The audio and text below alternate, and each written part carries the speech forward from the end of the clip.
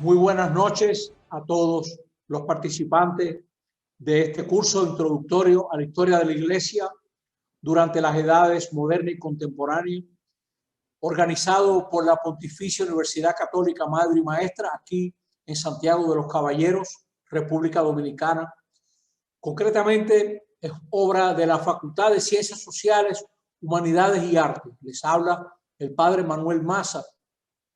Contamos con el apoyo del Instituto Nacional de Pastoral aquí en República Dominicana y en Miami del Instituto Jesuita Pedro Arrupe, que se está ocupando de subir estas conferencias a YouTube para que estén disponibles para cualquier persona que quiera aprovecharse de ellas. Esta noche vamos a abordar un tema tan controversial como fue Pío XII y el Holocausto, y también vamos a dedicar un rato a mirar su pontificado, los miedos de Pío XII y las puertas que abrió este hombre serio, inteligente, brillante, hombre entregado a su trabajo, como pocos. Recordemos que Pío XII fue papa desde 1939 a 1958. A él le tocó vivir la fase caliente de la llamada Guerra Fría. Fue sucesor de Pío XI. Eugenio Pacelli provenía de una familia noble, de la nobleza romana. Ya de joven sacerdote se ganó la confianza del Papa Benedicto XV. Él llevó el mensaje y la propuesta de paz de Benedicto XV para Alemania, propuesta de paz que no fue aceptada ni por Alemania ni por las otras potencias contendientes. Fue nuncio en Múnich y le tocó padecer las amenazas de la violencia comunista. O sea, Pío XII estuvo en medio de hombres que tenían sus revólveres afuera para cualquier violencia, pero él se mantuvo bastante sereno. Fue nombrado por Benedicto XV para ese trabajo delicado en Alemania y allá permaneció hasta 1925 y más tarde volvería de nuevo como nuncio. Pacelli fue nuncio ante la nueva República de Weimar. Como ustedes saben, después de la Primera Guerra Mundial, esa fue la república establecida en Alemania después del Tratado de Versalles. Fue creado cardenal en 1929 y secretario de Estado en 1930. Era un hombre de mucha disciplina, manejaba bastante bien varias lenguas, una de ellas era el alemán, cultura que él admiraba profundamente. Recordemos que era Alemania en aquella década de los 1920. Alemania llegó a tener un 10% de desempleados.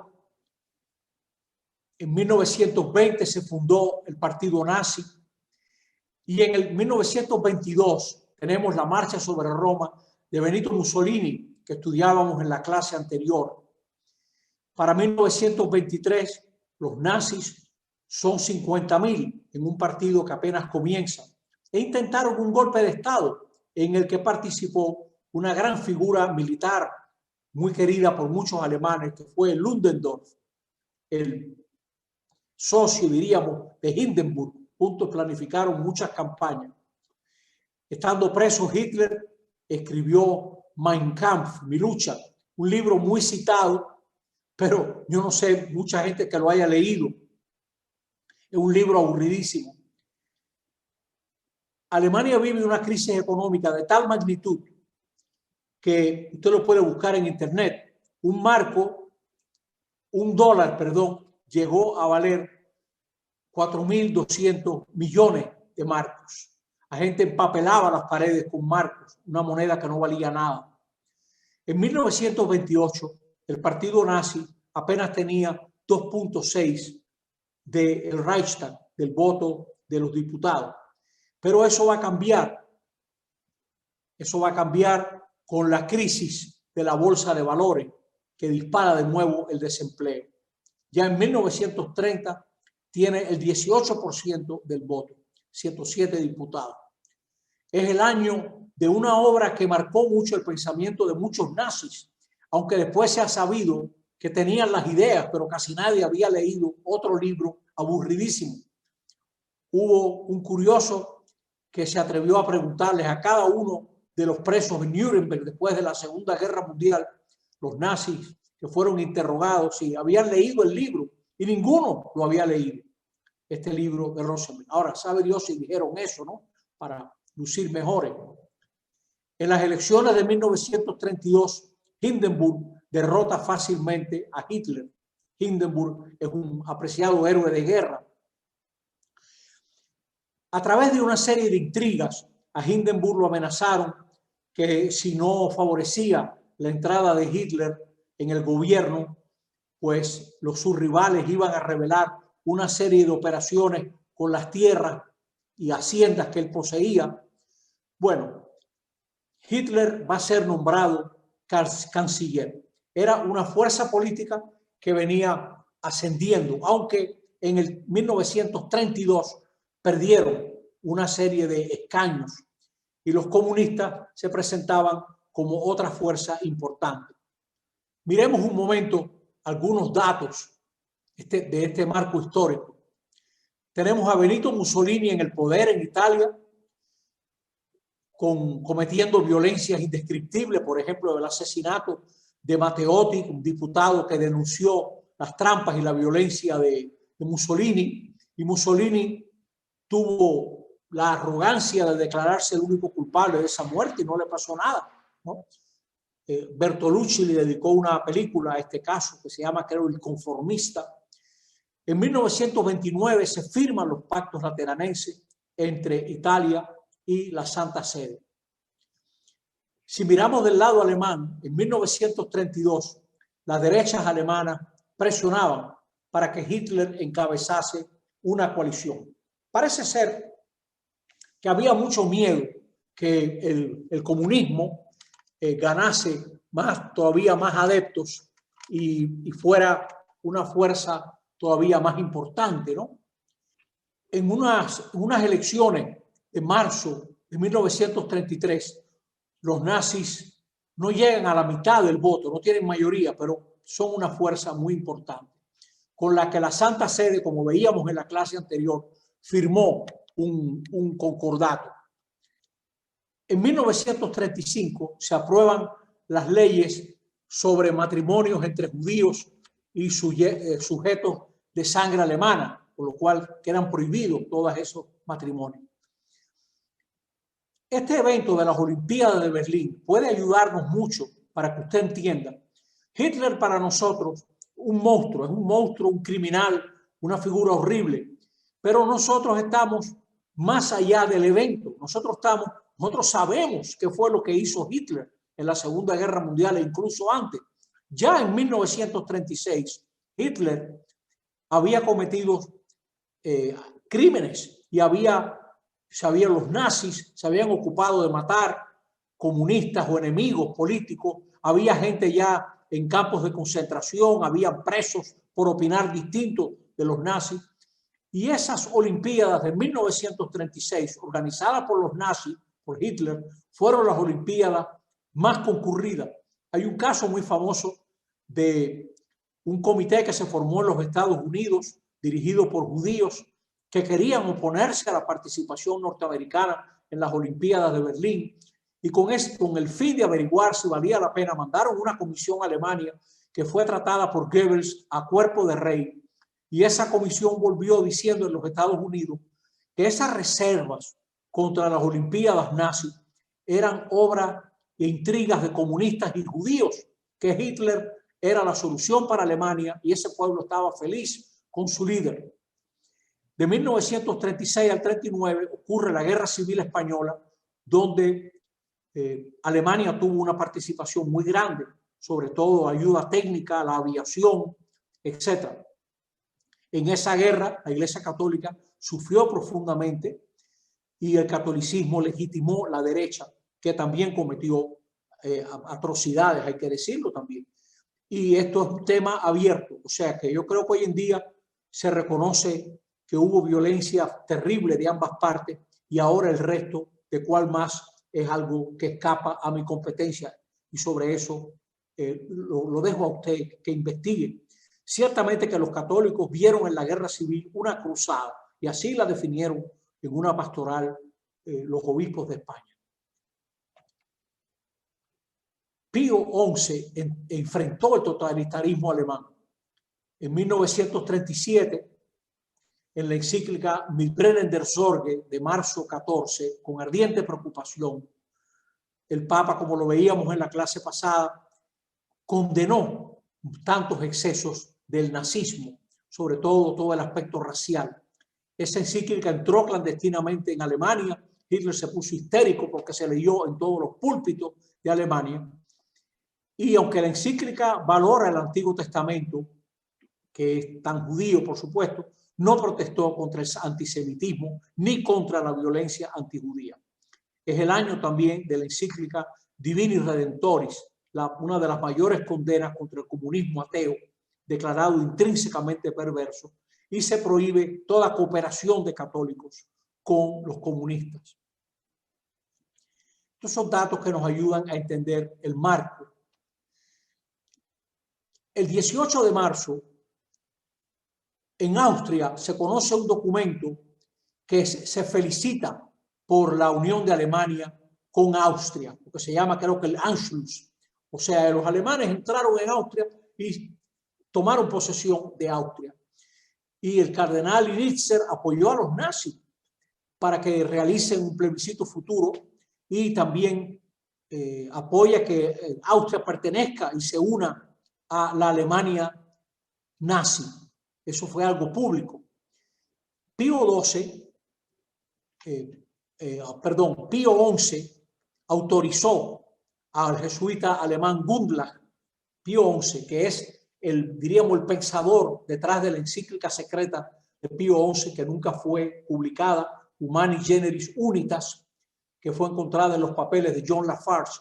Gundlach es el que se expresa por Radio Vaticana desautorizando al cardenal y al episcopado alemán y austríaco, ¿no? Y el secretario de Estado, Pacelli, en nombre de Pío XI, aprueba a Gundlach. Y llamaron a Initzer usando una fórmula que se llama ad audiendum verbum, es decir, a decirle lo mal que había actuado, ¿no? Por haber apoyado en nombre del episcopado austríaco a los nazis, y es desautorizado públicamente por la Santa Sede. Es bueno saber esto. El 10 de noviembre ocurre lo que se llama el Kristallnacht. Muchos negocios judíos fueron vandalizados, sus vidrios rotos. Los obispos alemanes no reaccionan. Hubo algunos pronunciamientos, como Faulhaber condenó la violencia y termina con distinciones ambiguas sobre la sangre judía, pero varios cardenales de ciudades europeas fuera de Alemania denunciaron esa violencia contra los judíos. Sin embargo, Pío XI, cercano ya de su muerte, y muere en los inicios de 1939, no protestó. Sí protestó, sin embargo, por las nuevas leyes racistas italianas de noviembre 10 y 11. Pero el Kristallnacht no tuvo una propuesta así, más protesta contundente de la Iglesia Católica. El cambio de papa merece una pequeña comparación. Pío XI había mostrado una gran firmeza contra los nazis y el fascismo y preparaba una encíclica sobre el racismo. Es más, cercano a su muerte, él estaba convocando al episcopado italiano, se cree que para denunciar el fascismo, cosa que ya había hecho en su encíclica Non abbiamo bisogno. Pío XII, que simpatizaba por todos los germánicos, pero no los nazis, es muy importante distinguir, veía en Alemania el pilar fundamental de la defensa del orden cristiano europeo frente al peligro bolchevique. Esto sí es verdad. Influido por el episcopado alemán, no siempre compartiendo las posturas de Pío XI. Buscó relaciones más distendidas con el régimen alemán. O sea que Pío XII conoció la encíclica de Pío XI, pero él no la publicó. Elegido en marzo de 1939, en uno de los cónclaves más cortos, desde hacía mucho no se elegía un secretario de Estado, y antes los tanques de Hitler habían entrado en Checoslovaquia. O sea que ya era clara la intención de Hitler de cogerse Checoslovaquia, cosa que había prometido en el Tratado de Múnich de 1938 que él no haría, y eso fue lo primero que hizo. En lugar de publicar la encíclica de Pío XI, que condenaba el racismo y los abusos contra los judíos por motivos raciales, Pío XII le escribe una carta personal a Hitler. Él consultó con los cardenales y obispos alemanes y que parecía que él podía evitar la guerra con esa carta. Francamente, hoy en día, conociendo lo que se sabe de Hitler, era una ingenuidad. Hoy en día, ¿no? Él decía, nada está perdido, decía Pío XII, con la paz. Todo puede perderse con la guerra. Él llegó hasta pedirle a los polacos que se dieran las demandas que hacía Alemania. Alemania pedía que fuera abolido ese corredor que iba hacia Danzig, que le separaba a toda la parte este de Alemania, creo que es el área de Königsberg, y él pedía que Polonia aceptase que esa solución de la Primera Guerra Mundial fuera abolida. Hitler invade Polonia el 1 de septiembre. Ustedes, como saben, esa excusa usa presos alemanes vestidos con uniformes del ejército polaco y dice que Alemania ha sido invadida, el típico político cara dura, y entonces invade Polonia. Los polacos también estaban bastante desorientados respecto del tipo de guerra que les hace Hitler. Hubo cargas de caballería contra infantería alemana apoyada por tanques. En ese momento el Papa intenta mantener a Mussolini e Italia fuera de la guerra y visita al rey de Italia y proclama la neutralidad del Vaticano. En un curso como este, introductorio, que aborda temas tan grandes, es imposible hacer justicia, pero hay por lo menos que decir esto. Los polacos fueron héroes. Esta gente peleó esperando que Francia e Inglaterra cumplieran lo que habían firmado antes, que defenderían Polonia. Y dicen, por ejemplo, algunos historiadores que los polacos miraban para el cielo. Norman Davis, estaba tratando de acordarme el nombre. Norman Davis dice en un libro, ¿Quién ganó la Segunda Guerra Mundial? Dice, los polacos miraban para el cielo, seguros de que muy pronto vendrían los aviones franceses y los aviones ingleses a combatir a los alemanes que arrasaron Varsovia. O sea, fue como meterle miedo a todo el mundo, ¿no?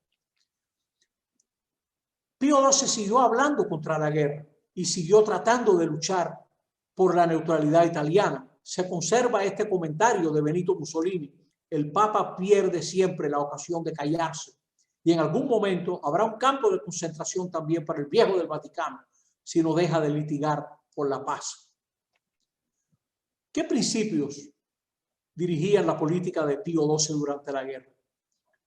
Pío XII quería limitar el conflicto, empezando por las potencias que todavía no estaban envueltas. Él pretendía enunciar principios y condiciones que propiciarían el regreso a la paz. Trataba por atenuar las consecuencias de la guerra ilimitada y dar pautas para el ordenamiento del mundo después de la Segunda Guerra Mundial. Es que la Segunda Guerra Mundial tuvo un comienzo muy lento, es lo que llamaban los franceses la drôle de guerre, ¿no? Una guerra, diríamos, extraña, ¿no? Porque es en la primavera del 1940 que se desata la invasión alemana de los Países Bajos y más tarde de Francia, que fue derrotada prácticamente en 6 semanas en 1940, y ahí va a iniciar entonces el bombardeo de Inglaterra, sobre todo de Londres. De esta época les doy esta información como la he leído, por lo que le pueda valer. Esto se sabe que por el Vaticano cruzó un mensaje de un grupo de conspiradores contra Hitler, grupo del alto mando alemán, que va a seguir activo hasta el final, hasta lo que se llama la Operación Walkiria. Y en 1940, la Santa Sede se reúne 2 veces con este emisario que pregunta ¿Qué harían los aliados, no? Si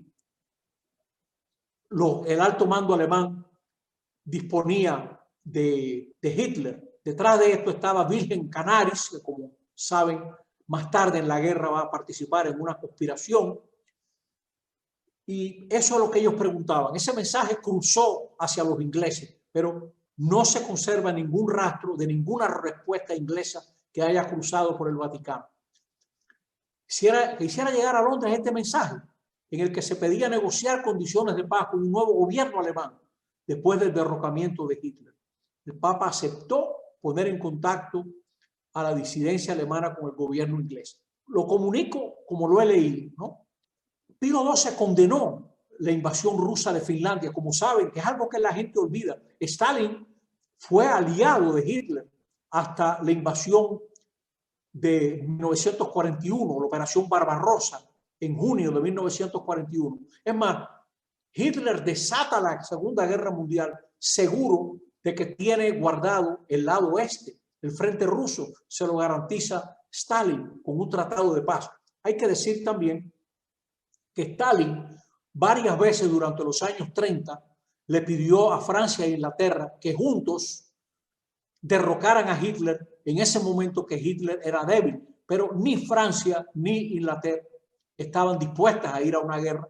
La Primera Guerra Mundial había sido terrible para ellos. Para Rusia fue peor, hay que decirlo también. Y Stalin, diría yo, esto ya soy yo poniendo palabras en la boca de Stalin, diría, para que me caiga la guerra a mí, que le caiga a ellos, ¿no? Y Stalin firma el Tratado de Paz, creo que fue en agosto de 1939, y días más tarde se desata la guerra. Cuando Alemania invade Bélgica, Holanda, Luxemburgo, el Papa va a enviar telegramas a los gobernantes de esas naciones. Y los fascistas atacaron a los senadores romanos por un pronunciamiento del Papa, y él se defiende diciendo, como Padre Supremo colocado por encima de los acontecimientos del mundo, creía él, ¿no?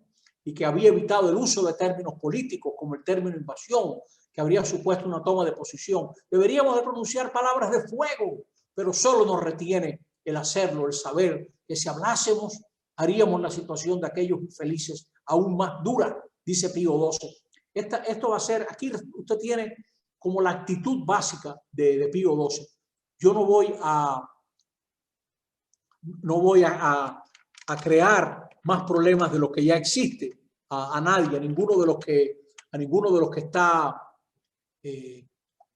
peleando en esta guerra. No le voy a crear más problemas de los que ya tiene, ¿no? En 1940, en medio del bombardeo de Londres, Pío XII ataca a los que ocultos en las tinieblas de la noche lanzan sobre poblaciones indefensas terror, fuego, destrucción, desgracia, ¿no? En los momentos en que está ocurriendo el bombardeo de Londres, que duró prácticamente hasta mayo de 1941, cuando Hitler se dé cuenta que no va a poder con los ingleses y entonces va a atacar en junio a la Unión Soviética, ¿no? Cuando Alemania invada la Unión Soviética, a pesar de su postura visceralmente anticomunista, Pío XII era un gran anticomunista, no apoya esa invasión nazi de la Unión Soviética. Invasión que le tomó varias horas a Stalin. Hay gente que dice días darse cuenta de que no era un truco de los aliados para que él entrara en la guerra del lado aliado, sino que era de verdad. Llevaban semanas avisándole de la concentración de tropas en Polonia y en todo el frente este. Y Stalin no hizo caso a nadie. Es más, cuando vinieron a buscarlo a donde él vivía, él pensó que lo venían a matar, los oficiales rusos, por su fracaso y su incompetencia en hacer caso de lo que le habían dicho. Rusia perdió cientos de aviones en tierra. Yo no le puedo decir el avance alemán en Rusia, o sea que entraron como cuchillo en mantequilla, ¿no? No le puedo decir lo que fue eso para la Unión Soviética. Ahora, Stalin, hay que decirlo también, había previsto una serie de traslados de fábrica al otro lado de los Urales para poder continuar la producción de guerra, y de hecho hambriando a su población. Stalin mató de hambre a su población usando las divisas que adquiría en armamento, ¿no? Él podía hacerlo, tenía el control total del poder. En 1942, un grupo de jóvenes católicos polacos le pide al Papa que excomulgue a Hitler, lanzar por lo menos el anatema contra el anticristo del siglo XX, y adquiriréis un noble mérito a los ojos. Esto sale en un libro que todavía es muy actual, de Renato Moro. Sturzo, que estaba en exilio, porque Sturzo lo habían sacado de Italia, era el fundador, el cura que fundó el Partito Popolare, decía: he sabido que la última vez que se pronunció una excomunión contra un jefe de Estado fue el caso de Napoleón. Antes de aquello había sido excomulgada Isabel, reina de Inglaterra. Ni Napoleón ni Isabel cambiaron su política después de la excomunión. Me temo como respuesta, Hitler mataría el mayor número posible de judíos, le dice Sturzo a estos muchachos polacos. Hemos visto un poco el Papa manejándose hasta la invasión, Pío XII, hasta la invasión de Rusia. Vamos a mirar algunos cristianas que enfrentaron el nazismo. Primeramente, tenemos a Edith Stein, Santa Edith Stein, esta judía que se convirtió al catolicismo, fue monja. Él quería que hubiera acciones en favor de los judíos. Cuando los obispos holandeses leen una pastoral condenando el abuso contra los judíos, inmediatamente los nazis arrestan a todos los judíos conversos al catolicismo o al cristianismo y los deportan a campos de concentración en Europa Oriental. Ahí partió esta monja que, como tenía antes, era de descendencia judía, ¿no? Tenía ascendencia judía, pues la condenan a muerte. En 1933, esta muchacha le había enviado una carta a Pío XI pidiéndole que escribiera contra el antisemitismo, cosa que hizo el Papa después a través de John Lafarge en 1938, 5 años más tarde. Al amanecer del 7 de agosto sale una expedición de 987 judíos hacia Auschwitz. El 9 de agosto, Sor Teresa Benedicta de la Cruz, Edith Stein, junto con su hermana Rosa y muchos otros de su pueblo, murió en las cámaras de gas de Auschwitz. Con su beatificación en Colonia el 1 de mayo de 1987, la Iglesia rindió honores, por decirlo con palabras del sumo pontífice Juan Pablo II, a una hija de Israel que durante la persecución de los nazis ha permanecido como católica, unida con fe y amor al Señor crucificado Jesucristo, y como judía a su pueblo. Por eso fue que la mataron. Recordemos también al padre Lichtenberg, padre que invitó en octubre de 1942 a la comunidad católica a rezar por los judíos. Por supuesto, inmediatamente lo van a deportar y lo van a mandar a un campo de concentración. Él murió en Dachau, donde murieron también muchos sacerdotes polacos. Hay una tarja impresionante. Es el único campo de concentración que yo conozco. He estado en Dachau, cerca de Múnich. Es impresionante los cientos de sacerdotes polacos que murieron en Dachau. Y aquí tenemos a Rupert Mayer, que es beato. Había sido veterano de la Primera Guerra Mundial, donde perdió una pierna, y crítico en sus prédicas de los nazis. Varias veces fue apaleado al salir de la iglesia. Desde 1936 se le había prohibido predicar por criticar la filosofía nazi. Fue arrestado y enviado al campo de concentración de Sachsenhausen, y al peligrar su salud lo trasladan al monasterio benedictino de Oberammergau, sepultado en vida durante toda la guerra. Sobrevivió la guerra por unos meses, llegó a sobrevivir la guerra. Un gran señor. Pío XII consiguió que Roma tuviera el estatus de ciudad abierta, es decir, que no fuese bombardeada. Escribiéndole a los obispos alemanes, ¿no?, y ayudándolos a ellos, se sabe que los obispos alemanes reclamaron los derechos de las personas humanas a la libertad y a la vida, a ser juzgado con justicia, a no ser privado de sus bienes, incluso de la vida, siendo inocente, solo por pertenecer a otra raza. Ahora, esos fueron algunos, porque la mayor parte de los obispos no superó lo que se llama el muro del silencio, ¿no? Se dieron las dos cosas, ¿no? Este es un caso que se ha descubierto después del año 2000 y no, yo no dudo que aparezcan muchas otras cosas en el futuro a medida que se vayan descubriendo papeles, diarios, etc.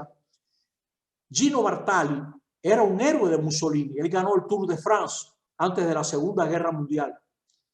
Falleció en el año 2000. Todo el mundo siempre lo vio como el ciclista emblemático del fascismo, hasta que se descubre el diario de este judío, Georgi Nissin, que era jefe de una red que ayudaba a los judíos a esconderse, a trasladarse y a fugarse con papeles falsos.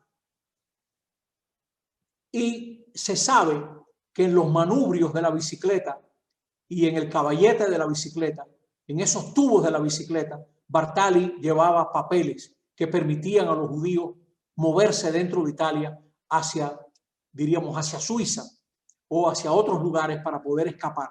Este fue el hombre que movió cientos de esos papeles. En el 2013, una comisión judía registró su nombre en lo que se llama la Comisión de los Justos. Y hay un árbol en ese bosque sembrado con su nombre. Su hijo participó en esa ceremonia. Bueno, de este hombre no sabíamos nada. Este hombre murió bajo la burla de fascistas. Dice el hijo en esa ceremonia, cuando le pidieron que hablara, dijo: papá siempre decía que hay cosas que uno tiene que hacer y no tiene que andar hablando mucho de ellas. Basta, ¿no? Y ya, suficiente. Ese era el tipo de persona que era este gran ciclista. Este hombre fue ganador de más de 90 trofeos de ciclismo. Hoy en día es seguro que murieron millones de judíos durante el régimen nazi. Hacia 1940 se había concentrado más de 400.000 judíos en un área donde normalmente vivían 60.000 personas. Se conocen una serie de campos de concentración en los que murieron unos 10 millones de personas, de los cuales pues, fácilmente 5 millones de ellos fueron judíos. En enero de 1942, en lo que se llama la Conferencia de Wannsee, se toma la decisión de aniquilar la población judía de Europa. Los judíos serán liquidados para por lo menos 1000 años. Eso es lo que les decía. 5 millones de judíos fueron exterminados por los nazis durante la Segunda Guerra Mundial. Miremos algunos pronunciamientos más, diríamos, más claros de Pío XII. Pío XII le decía a los obispos alemanes: la represalia, aunque sean violentas y cayesen sobre el obispo y sobre otras personas, nunca podrán neutralizar el bien que las palabras de un obispo como las tuyas hacen en los católicos y en los que no lo son. Una carta al obispo de Berlín, un Preissing. O sea, eso es algo que está publicado, o sea, no es ningún cuento. Pío XII se refirió por 2 veces a la cuestión judía, pero en términos comprensibles solo por los interesados, ¿no? Y uno de los interesados era Mussolini. Por eso tuvo ese comentario.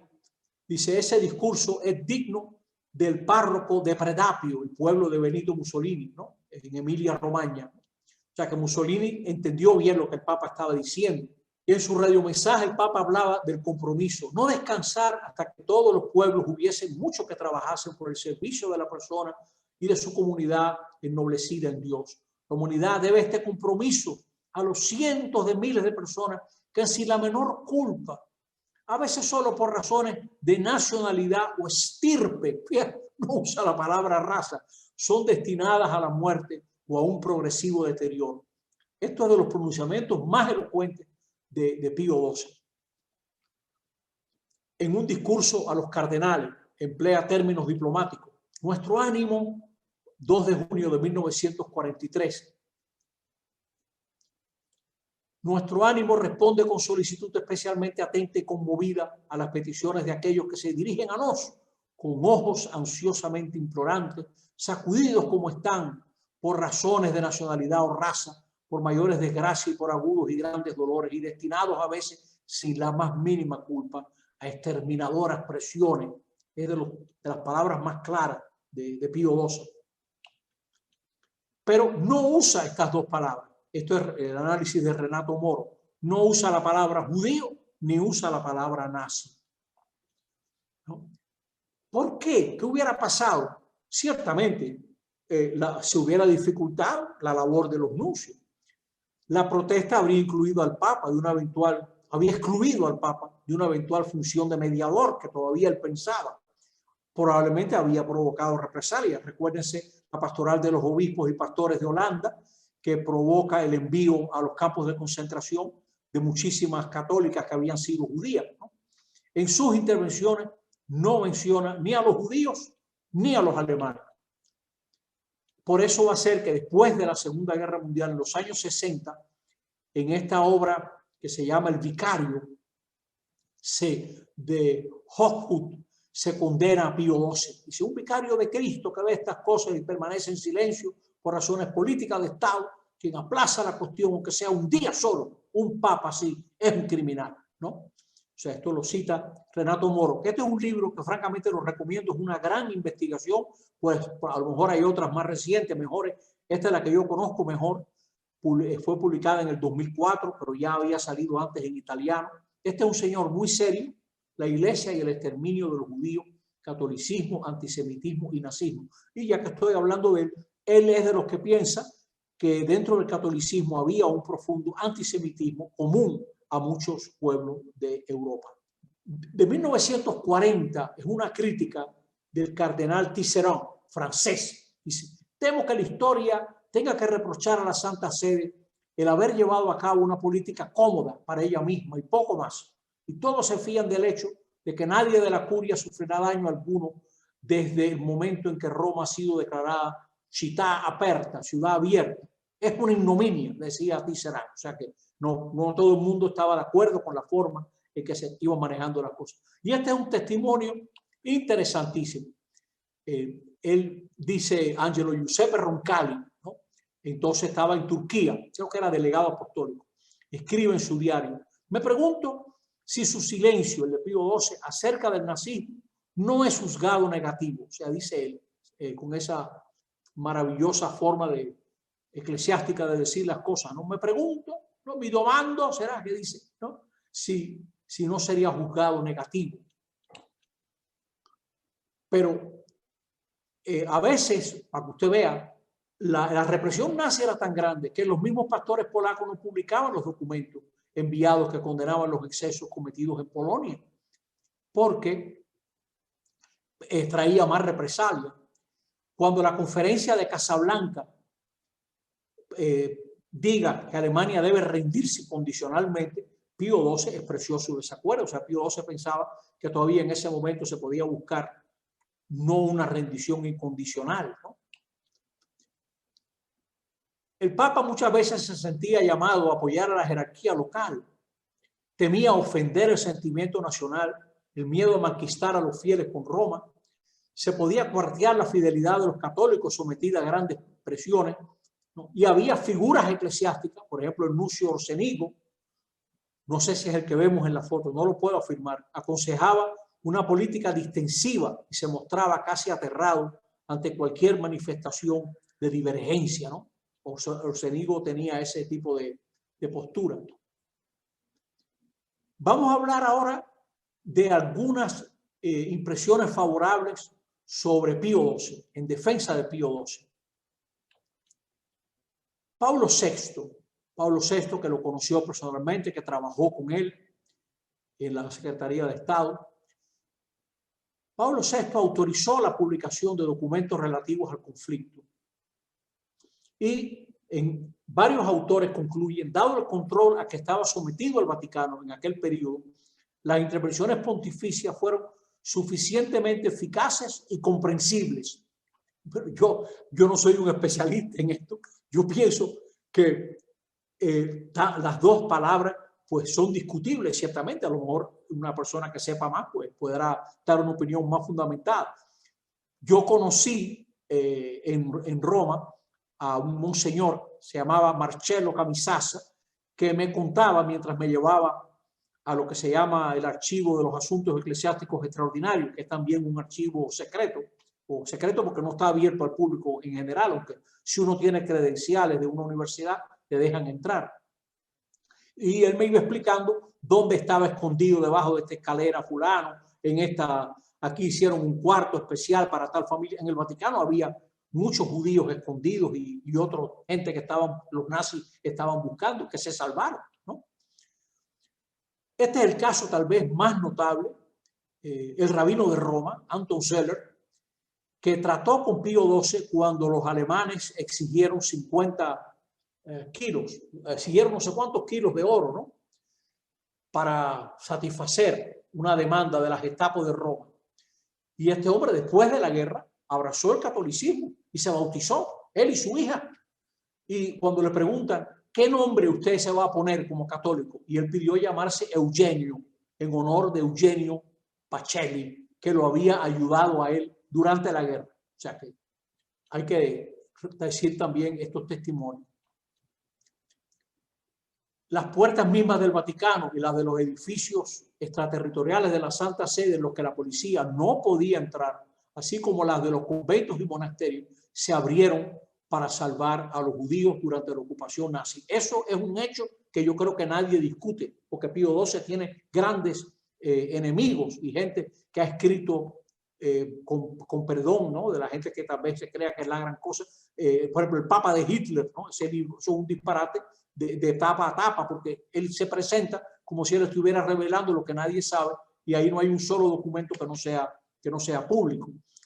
Durante la guerra, el New York Times, ¿no?, elogió a Pío XII como una voz solitaria en el silencio y la oscuridad que ahora envuelve Europa. Ahora, en 1941, ¿no?, todavía no estaban a pleno vapor la decisión de exterminar a los judíos. Von Berger, que fue embajador alemán ante la Santa Sede, se conserva lo que él escribe, ¿no? Me ha dicho el Papa Pío XII que no le importa cuando pudiese sucederle a él personalmente, añadiendo que una lucha entre la Iglesia y el Estado solo podría resolverse de una manera, con la derrota del Estado. Eso es típico Pío XII, ¿no? Él tenía esa idea del poder moral de la Iglesia. Vamos a mirar más de cerca las investigaciones de Renato Moro. Los pronunciamientos moderados de Pío XII se sabe que molestaron al Reich alemán, y eso al Reich alemán, dado que eran incluso bastante moderados, ¿no? Para la Oficina Central de la Seguridad del Reich, el Pío XII virtualmente acusaba al pueblo alemán de injusticia con los judíos y se erige en portavoz de los criminales de guerra judíos. O sea, esa acusación, esa expresión se conserva, es algo de dominio público. ¿Qué pensaban los alemanes de Pío XII? Y Pío XII estaba convencido de haber condenado el Holocausto durante los años 42 y 43. Yo creo que este es O'Malley diciendo, lo hizo en el mesurado lenguaje diplomático que había hecho suyo desde su juventud y que era, para bien o para mal, el único modo que él era capaz de hablar o de pensar. Lo que dijo suena hoy un tanto blando y tremendamente abstracto, pero en su momento fue lo bastante concreto como para enfurecer a los nazis, porque al menos ellos sí entendieron el mensaje, ¿no? Este sí es un gran historiador, John O'Malley, que tiene este resumen, diría yo, de cómo fue la postura de Pío XII. El Papa no se pronunció ante la persecución anticristiana de Alemania. Se sabe por comentarios de mesa de Hitler que Hitler pensaba acabar con la Iglesia Católica en Alemania después de la guerra. Incluso tiene frases como esta, o sea es católico o sea es alemán, ¿no? En Polonia asesinaron por lo menos a 6 obispos, cientos de sacerdotes, religiosos, clérigos, fueron enviados a campos de concentración, sacerdotes diocesanos, clérigos, etc. Muchos hermanos y hermanas religiosas fueron asesinados en los campos de concentración. Pío XII no habló de esto, no se pronunció sobre esto. Este es otro caso diferente. Este era un jesuita que, por cierto, en los primeros tiempos simpatizó con la grandeza que traía Hitler a Alemania, y su padre superior le pide, como este hombre era moralista, Alfred Delp, que hay un grupo de oficiales y notables que quieren un asesor en asuntos de moral. Este grupo es católico y quieren a un padre católico que los asesore sobre un tema de moral que ellos van a discutir. Y el tema de moral es si es legítimo asesinar a Hitler, ¿no? Este hombre participó de esas conversaciones. La película que se llama La Operación Valquiria, bueno, Stauffenberg y toda esa gente tuvo como asesor a Delp, y por supuesto lo descubrieron después del atentado y lo metieron preso. Se conservan los escritos de prisión de este hombre, han sido publicados, lindísimos. Dice, en el futuro, el destino de las iglesias no dependerá de la inteligencia, la sensatez o la capacidad política de sus prelados y dirigentes.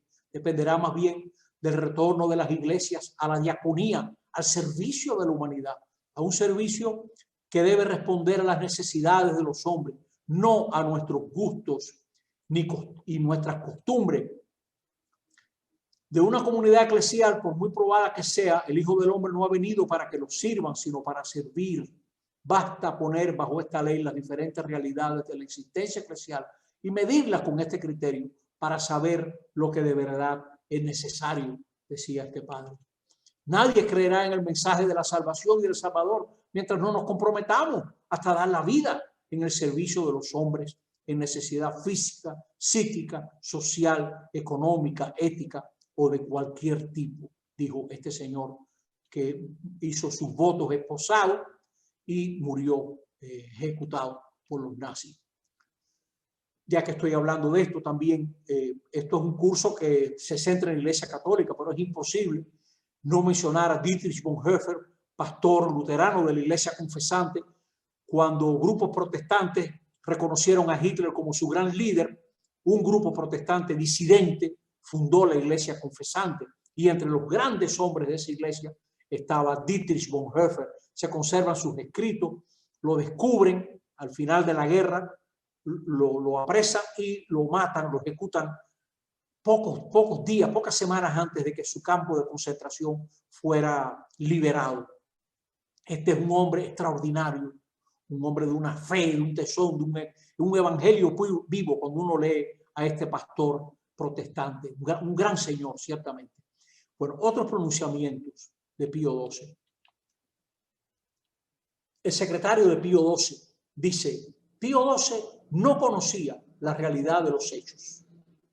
Montini mismo, defendiendo a Pío XII, una actitud de condena y de protesta habría sido inútil y dañina. Esto fue antes de que lo hicieran papa.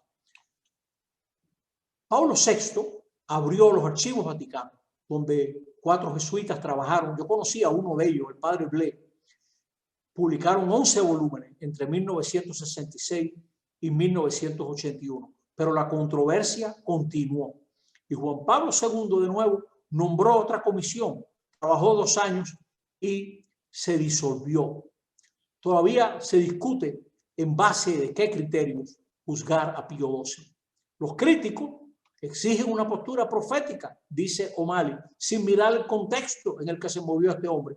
Y los defensores no admiten un solo paso en falso. No, nunca habrá respuesta que satisfaga a todos, dice O'Malley muy sabiamente en una obra que es una historia de los papas que les recomiendo. Hubo también pronunciamientos en defensa de Pío XII, pero otros que lo dejan, se queda uno pensando, ¿no? Angelo Martín, al Vaticano llegaban noticias sustancialmente exactas de lo que estaba pasando. Yo estaba en Roma en 1986, cuando Juan Pablo II tomó el deber de la memoria y pidió perdón, acercándose. Usted sabe que a medida que se iba acercando el año 2000, Juan Pablo II tuvo varios gestos pidiendo perdón. Uno de ellos fue ir a África, de donde partieron, del puerto de donde partieron tantos esclavos. Y otro fue ir a la sinagoga de Roma. Aquí está él hablando con el rabino. A Juan Pablo II le dijeron algunos cardenales y figuras de la iglesia que no acudiera a esa sinagoga a hacer eso, que se iba a entender muy mal. Y él fue a pedir perdón, ¿no? Y dice Juan Pablo II, la consideración de los seculares condicionamientos culturales no puede, sin embargo, impedir el reconocimiento de los actos de discriminación, de las limitaciones injustificadas de la libertad religiosa, de la opresión, también en el plano de la libertad civil, que respecto a los judíos han sido objetivamente manifestaciones gravemente deplorables. Fíjese, este comienzo, esto es lo que dice Renato Moro, que hay una serie de condicionamientos culturales terribles, ¿no?, en los cuales implica que uno ha sentido a eso. Sí, una vez más, a través de mí, dice Juan Pablo II, la Iglesia, con las palabras del bien conocido decreto Nostra Aetate, que veremos la semana próxima, deplora los odios, persecuciones y manifestaciones de antisemitismo de cualquier tipo y persona contra los judíos. Repito, de cualquier persona. Bueno, hemos recorrido, tal vez un poco rápidamente, toda la relación de Pío XII con los regímenes de Benito Mussolini y Adolfo Hitler, muy concretamente la Segunda Guerra Mundial, y más en detalle toda su relación con el tema del llamado Holocausto judío, hecho terrible en la historia de la humanidad. Hay escritores que dicen que la manera de pensar y la manera de hacer teología y filosofía después de Auschwitz tienen que ser diferentes después que eso ha ocurrido, ¿no?, de lo que es capaz el ser humano. Pero no nos quedemos solamente en eso, vamos a mirar otro aspecto del pontificado de Pío XII, otros aspectos que nos van a ayudar a prepararnos para la próxima conferencia del martes próximo. Pío XII fue el primer papa en usar la televisión. Proclamó 2 años santos y fomentó muchas peregrinaciones a Roma. En su momento fue el papa más fotografiado. Se queda corto, por supuesto, después de papas posteriores. Elaboró por lo menos 40 encíclicas. Sus obras ocupan 20 volúmenes de 500 páginas cada uno. Venerado como santo por algunos católicos, respetado por todos, criticado por muchos y, en mi opinión, sin una base bien examinada. Volvamos sobre este punto. Engaña mucho su lenguaje diplomático. En sus propias palabras, cuando debía hablar palabras de fuego, como dice él en un pronunciamiento. Pío XII es el autor de la Mystici Corporis, que ayudó a comprender la Iglesia como algo más vital, menos jurídica, ¿no? La Iglesia estaba muy amarrada a una comprensión jurídica, como una comunidad perfecta con todas sus atribuciones de gobierno, de jerarquía, etcétera, sus competencias. Y esta encíclica abrió una ventana para entender la Iglesia más profundamente. Él es el hombre, este tal vez sea uno de los documentos más importantes de Pío XII, de la Divino Afflante Spiritus, en la que tuvieron que ver un dominico y un jesuita. Por primera vez, de manera decisiva, la Santa Sede le dice a los exegetas: usen los métodos bíblicos recientes, modernos, no tengan miedo, aplíquenlo al estudio de la Sagrada Escritura. La Sagrada Escritura, uno gana muchísimo en su comprensión cuando, con un aparato crítico, valiéndose de la gente que ha estudiado los idiomas, por el hebreo concretamente, o idiomas circundantes, ¿no?, para entender el medio cultural en que fue escrito. ¿Qué sentido tiene hablar de una alianza o hablar de una orden de exterminio? ¿Qué sentido tiene una escritura, una historieta como Jonás, por ejemplo, o las diversas versiones del Éxodo o los profetas? ¿Cómo entender muchas expresiones de los profetas, etcétera? Bueno, los géneros literarios de la Biblia. ¿Qué pretende decirnos Génesis? ¿Por qué hay 2 relatos de la creación? ¿Cómo entender el misterio del mal, la libertad humana? ¿Cómo entender la fe, ¿no?, etcétera? Todo esto se abre cuando uno dispone de la mano de hombres y mujeres que han estudiado estas cosas y nos ayudan con su experticio a adentrarnos en la Escritura. Pío XII es también el hombre de la Mediator Dei, que ayudó a renovar la liturgia sobre las misiones, de nuevo volvió sobre el tema de las misiones. Pío XII vivió un periodo de clausura en el que cada vez estuvo más encerrado. Ya esos 10 años, él muere en el 58 por motivos de salud, etc. Él cada vez se encierra más.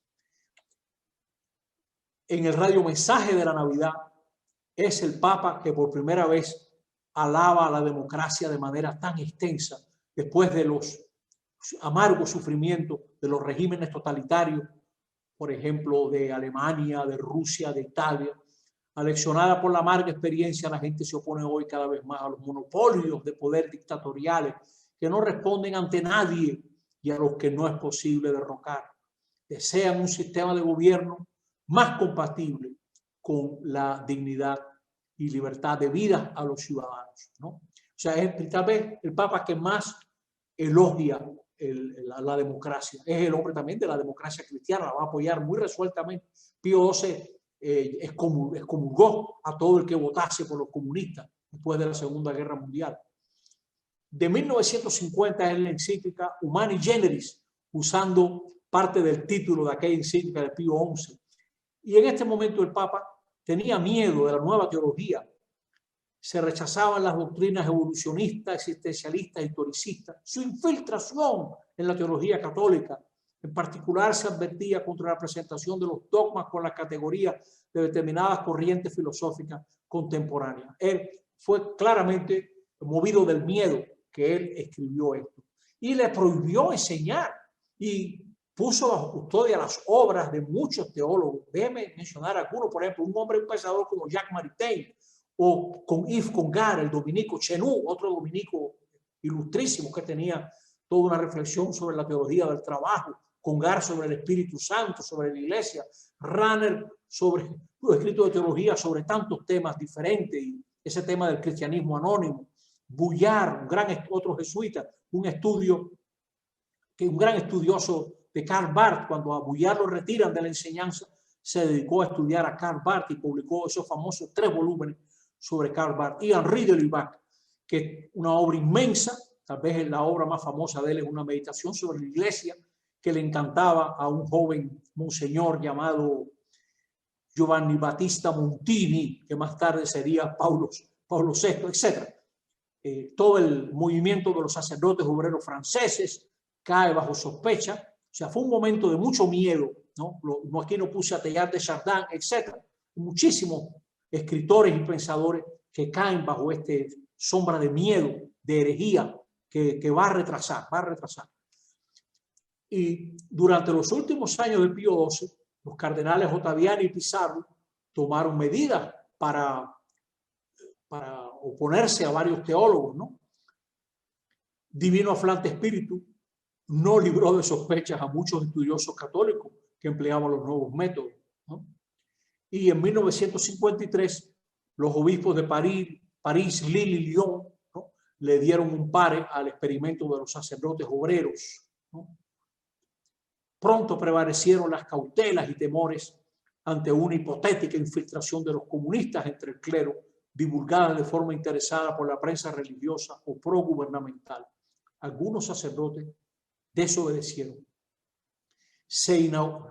Fue restaurada la misión de Francia, pero ya con gente incondicional a la Santa Sede. No tenían, diríamos, una postura tan de avanzada. Y Juan XXIII no rehabilitó el movimiento y Pablo VI lo permitió bajo una estricta normativa, ¿no? Pío XII promovió mucho la devoción a la Virgen de Fátima como la gran muralla contra el comunismo. Él dejó abierta una cuestión de María como medianera de toda gracia e incluso se llegó a decir corredentora, ideas que no han sido acogidas por la gran mayoría de los pastores de la Iglesia, ni por la teología, ni por el Vaticano II. Si a usted le parece que exagero, lea el último capítulo de la Constitución Dogmática sobre la Iglesia, que vamos a mencionar en la próxima conferencia, que tiene de las páginas más bellas sobre la devoción a nuestra Gran María, una de las páginas más bellas y tal vez más equilibradas sobre la devoción a María. Fue el Papa más conocido hasta ese momento. Él había alcanzado para la Iglesia y el papado una considerable influencia y credibilidad entre los no católicos a lo ancho y largo del mundo. Eso hay que subrayarlo. Pío XII también fue un gran luchador contra el comunismo. Él protestó la detención del cardenal Mindszenty. Él alertó sobre los crecientes partidos comunistas, tanto de Italia y de Francia. Él había vivido como un grupo comunista le había apuntado con pistolas estando de nuncio en Múnich, ¿no? Y en 1949 condenó bajo comunión cualquier católico que se afiliase al Partido Comunista. Dice John O'Malley, que debe saber algo de esto, es norteamericano, dice: Pío XII fue el mejor aliado de los Estados Unidos durante la Guerra Fría, ¿no? Y definió a la Iglesia del Este como la Iglesia del Silencio. Cuando la juventud húngara se rebela en Budapest en 1956, ocupando los tejados, tirando cócteles Molotov contra los tanques rusos, etcétera, que invadieron Budapest, Pío XII criticó a la ONU por su cobarde respuesta ante la masacre de jóvenes. Eso se recuerda mucho, esas palabras de Pío XII diciéndole a la ONU: pero bueno, ¿para qué existe la ONU entonces? Para que esta gente están asesinando a estos muchachos simplemente por reclamar sus derechos y reclamar una independencia a la que tienen derecho en su país. De esa época es un célebre libro que se llama Muchachos en los Tejados. Yo creo que yo leí ese libro con 11 años. Me marcó mucho. Pío XII fue quien cambió las reglas del ayuno eucarístico. Fue en su época que empezaron las misas vespertinas y se revalorizó el centro del año litúrgico, que es el triduo sacro. Viernes, sábado santo, domingo de resurrección. Él fue el que se dio cuenta de la importancia de esos días, que estaban rodeados de todo un misterio y de una serie de signos y de costumbres que no ponían en evidencia la centralidad del misterio pascual. Pío XII también internacionalizó el Colegio de los Cardenales por primera vez desde el siglo XIV, eso es importante destacarlo. En el 46 nombró 32 cardenales, entre ellos Galen, que se había tanto opuesto al nazismo, y Preissing de Berlín, ambos contrarios al nacionalsocialismo, ¿no? Von Galen murió un mes más tarde. Yo creo que Von Galen es hasta beato, si fue beatificado por Benedicto XVI, ¿no?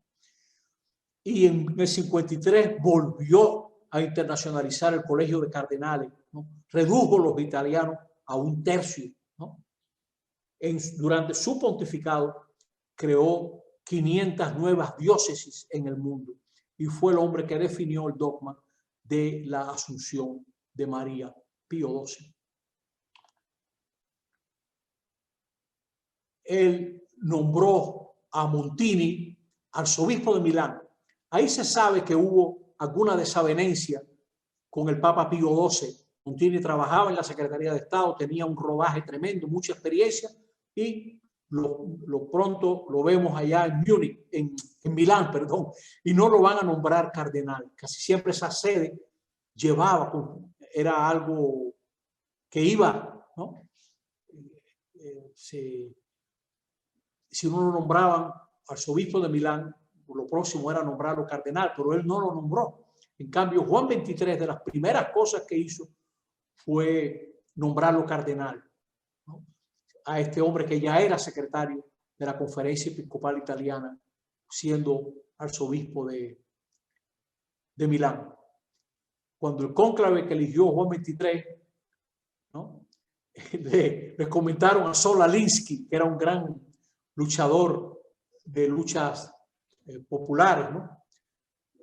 Le preguntaron: no sé quién será el Papa, pero si eligen a Montini, en adelante yo pago todos los tragos, decía Sol Alinsky, que había conversado con Montini como arzobispo en Milán, porque Montini tenía un pensamiento social muy avanzado. Usted podrá leer, por ejemplo, La Populorum Progressio, vale la pena. Y también, más tarde, él tiene Ottogésimo Adveniens. Decía José Luis Alemán, decía que ese era el pronunciamiento papal de los más importantes a la hora de analizar la postura social de la Iglesia Católica. Siempre me decía, lee eso, lee Ottogésimo Adveniens, ¿no? Bueno, el cardenal Montini, al enterarse de que Juan XXIII había convocado el concilio, el viejo muchacho no sabe el nido de avispa que está cucuteando, ¿no? Esta frase es de O'Malley, yo creo. Y digo, la recoge O'Malley en su obra. Pío XII descansó en paz el 9 de octubre de 1958. Un hombre, sin duda, un hombre serio, se podrá decir lo que sea, pero este era un hombre entregado, un gran trabajador, un hombre dedicado que amó a su pueblo y amó a la iglesia. Pues, queridos amigos, esta es nuestra 8ª conferencia sobre este tema. Esperamos verlo muy pronto, el martes que viene, en la conferencia próxima, donde vamos a tratar el tema de el Vaticano II, Juan XXIII, Pablo VI. Ciertamente que los vamos a tratar en esa conferencia. Por su atención, muchísimas gracias. Que tengan buenas noches.